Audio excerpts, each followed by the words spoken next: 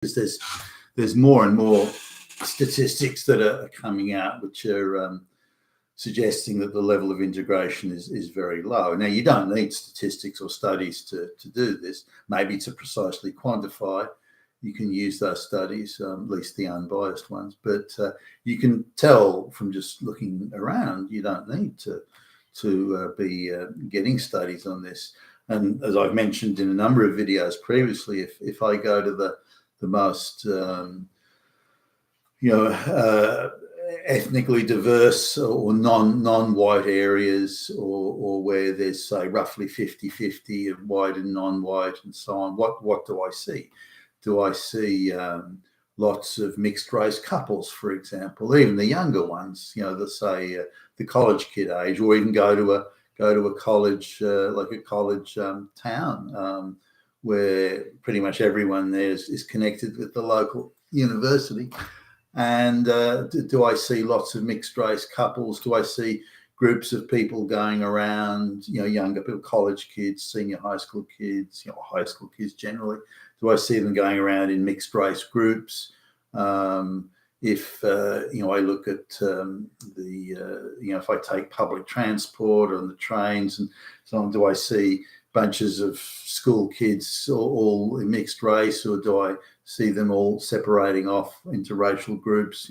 So by any measure, it doesn't matter how you want to look at it, the amount of people who are mixed race, again, even amongst the children of migrants that are born in Australia, the mixed race wouldn't even be 1%. If I'm generous in the extreme, it might be 2%, but it's not even 1% as far as I can calculate.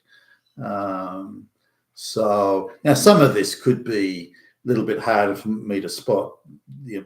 For example, a South Korean could be having a relationship with a Filipino, for example, or an Indonesian could have a relationship with a Filipino. Those sort of things, like you're looking at a distance and you're looking around fairly quickly. I might miss the nuance on that. But let's assume that that's not the case. I don't think it is, by the way. But let's assume that's not the case. So I just don't see the mixed race. There are some, but just not very many. And if you're in a busy shopping centre, say on a Saturday morning, or busy time when there's just masses of people swarming around all over the place, I'm lucky if I can pick out even one, two or three, in the space of sitting down, there and just watching the crowds go by. So the amount of integration is very low. Now, particularly, I'm looking at the college kid age, sort of, couples dating, that sort of thing, because that's where it's most likely to happen. They're college kids. They've been beat over their head with all sorts of propaganda about if you date another white person, then you're an evil, racist, Nazi, fascist, Hitler, bigot, xenophobe, and yet you just don't see the and that would be the primary. That's where you would see it at its zenith. That would be where you'd see the numerical maximum there. But even there, it's very small again. 1 or 2%, even at that level. So the situation is there isn't much integration at all. The people who come here aren't integrating. The mass migrants who are coming from mostly third world are not integrating. If they end up having children here, they're not integrating, and even their grandchildren are not integrating. And even with some racial groups, they're 5 or 6 generations down the track, and they're still not integrating. So let's have a look at this. And the reason I'm revisiting this, and a subject that I've covered a number of times, but is there was a recent survey in Britain where 1/5 of the British population identifies that they don't regard themselves as British or anything like that. They regard themselves as being, either that their religion comes first, they're Muslim, or they're Indian, or they're Pakistani, or they're Persian, or Persian meaning Iran. And they identify with that first. And again, even if they're born, so you can have their grandparents came from Bangladesh or Pakistan, and yet the grandchildren still see them. So I'm a Pakistani Muslim, or if they're Indian, no, I'm a Hindu Indian, and no, I'm an Iranian Persian Muslim, and so on. So the integration rate is incredibly low. Now, should we be surprised by this? There are a few factors driving this. So multiculturalism is one. Also, the very intense globalist funded, directed and inspired vicious denigration of Western society and white people and white institutions and white achievements, the rewriting of history to pretend that white people have done nothing unless it's been bad, and that all other races are huge achievers in every conceivable way, which is of course nonsense. But nonetheless, so there's the denigration, there's the mass migration, so people coming over in such vast numbers that they can form and do form sort of, if you like, I don't know, self-sufficient communities, in effect, and they're being, because of affirmative action and so on, these people have been given jobs and handouts and benefits they otherwise wouldn't have got in a merit society. So the reduction of merit also feeds back into, a constant loop of Western self-destruction. The non-merit feeds back into, because these people that refuse to integrate, refuse to have anything to do with white people outside of the workplace and so on. They still think, well, I'm entitled to a job though. You guys have to share what you have. I don't have to integrate. I don't have to assimilate. I don't have to do anything. But you must share what you have with me. So the fucking entitlement is just insane. But this is an interesting sort of thing that a very substantial portion of the population of Britain who are British born or even grandchildren, 2 generations British born, still do not perceive themselves as British. And then there's another sizable chunk of those that see themselves as dual nationals. They're British when it comes to freeloading off the white taxpayer, but then they're Pakistani when it comes to who they decide to marry and what happens to the upbringing of their children and so on. So we're seeing this non-integration, and also the view that if there isn't integration, it must be because of those damn white fascist Nazi bigot Hitlers. It's not because of the racism of the Indians that aggressively stick to only procreating with their own diaspora. They're not the racists. It's still the white people who are the racists, which of course is utterly absurd. Now, so there's really no incentive or benefit as the these mass migrant people would see it. There's no incentive or benefit for integrating into white society. Sure, they can come to freeload off, and get the jobs handed out to them and the government benefits. That's fine.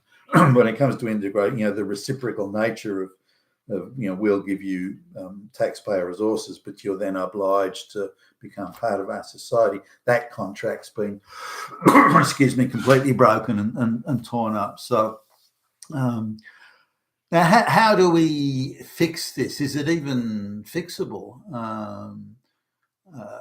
Some of these views are deeply held. For example, there's over 30% of people, Muslims, believe that the burqa and all this sort of stuff should be imposed on Muslims living in the West. Again, even if they're born in the West, that sort of Sharia law thing, or not per se the law, but that the Muslim devout Sharia behaviour should be imposed and forced upon the local Muslim people living there. So they're citizens of Pakistan, or they're citizens of Bangladesh or wherever, and but they want to lead and believe that they should lead, and believe that there should be a enforcement of this, that they live in accordance, in devout accordance to the Quran and Sharia law and so on. Now they want to come from another country where that isn't a thing, but they want to come to a country where it's not, where they know it's a Christian country, where they know that these laws aren't imposed, that they should want to come to another country and expect that those laws should be imposed and must be imposed is sort of breathtaking chutzpah in my view, but nonetheless. Now, also there are certain immigrants that do assimilate and want to integrate, and there are ones who don't. And I've pointed out many times now, civilizationally, from a civilizational point of view, India is the biggest threat to the West from a civilizational point of view. Because they've got a massive surplus population that the government there just can't wait to get rid of. That the majority of Indians dream, and when I say majority, I mean the majority of Indians dream, their aspirational dream is to come to the West. At the same time as they're desperate to come to the West, these same Indians believe themselves to be spiritually just spiritually and morally superior to anything in the West. So they have this sense of conceit when they come here, and certainly the upper class Indians have this sense of entitlement that really the prestigious position in society that they hold is enough for them to be entitled to well-paying, prestigious employment where they're not accountable for anything. And but even Indians that are sort of 5 or 6 generations Western born still see themselves as Indian. They still see that they must send back to the village of their ancestors, the husbands and brides. They want to keep themselves culturally and genetically pure. And thus they form if you like, a sub-civilization within the Western civilization. And they increasingly demand special benefits and handouts and dispensations and compensations.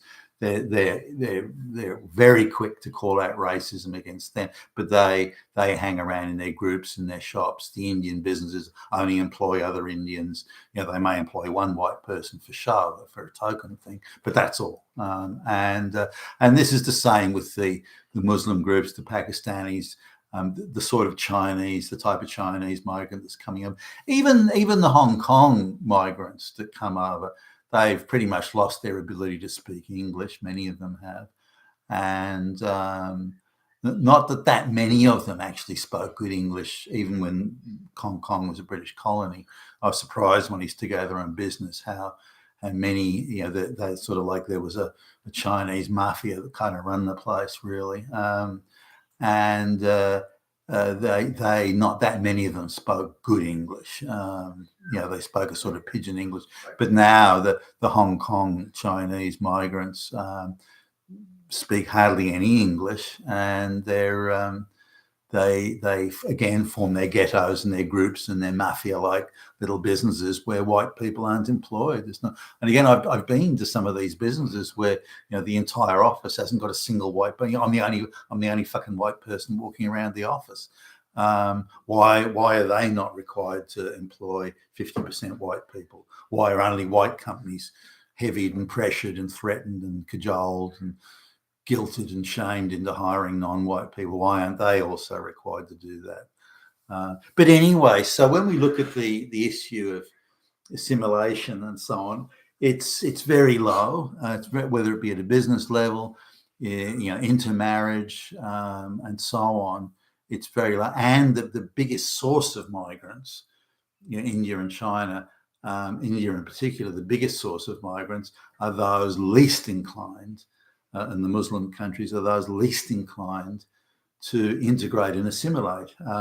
So the major categories of peasant mass migration, the major categories that they're choosing from, where the surplus populations are, have the lowest amount of integration and racial integration. So how could this be turned around? Well, there are a few things. Multiculturalism should be dropped. I mean, if you want to open up an Indian restaurant, fine, go ahead, nothing's stopping you. But that's that's the extent of it. In every other sense, you need to make an effort to integrate if you want to come to the country. Now, you don't have to become a Christian. That's your choice. So I think freedom of worship is important. Should international funding groups be able to fund the building of mosques and these sort of things, and use them as, if you like, cultural continuity and rejuvenation centres? No, I think that should be stopped. Should Indians or Pakistani or anybody be able to send back to the village of their ancestors for brides and husbands? No, I think that should be stopped. And if you want to, no, you shouldn't be prevented from doing it. If you want to, if you want to go and marry somebody, you go ahead. I mean, yeah, but you can't stay in the West. If you want to have that true 100% Indian cultural sort of experience, and go, no, then you have to go back to India, and it's another 10 or 15 years before you can return to the West. But by stopping the Indians from marrying, because they do this over multiple generations, 5, 6 generations down the track, they're still sending back to India for brides and husbands. So if they're forced to marry, even if they want to marry local Indians, that's something. But if they're forced to marry, or not forced, their only option if they want to marry Indians is to marry another local Western-born Indian, then over the generations you would see that diaspora sort of being gradually bred out of them, or certainly the temperature lowered considerably. Same goes for the Pakistanis, and the Bangladeshis or the Iranians or any of the Muslims. This tendency to marry their cousins and so on, that should be stopped and outlawed. Oh, but that's their culture. No. It's their culture in Pakistan. And that's fine. That's fine. And if they want to stay there and indulge in that culture, nothing to stop them. You go right ahead. But if they want to come to the West, then they have they make that effort to assimilate and integrate, and it should be a requirement, I believe. So by putting in fairly simple things, like now the other thing is they can't have businesses where they only employ other Pakistanis, or only employ other Indians, or only employ other Chinese. They have to have the same requirements to employ a diverse workforce as the Westerners do, as the white companies do, and so on. So it wouldn't take a whole lot. And similarly with the education system, to stop this insane pushing of propaganda, and the amount of lies they have to tell to do this is the giveaway. But to disparage Western society, disparage white people and Western institutions. Isn't any wonder that the black people run riot, because they're told every day that the police are evil and racist and and the system's unjust, and what do you think they're going to do when they hear this?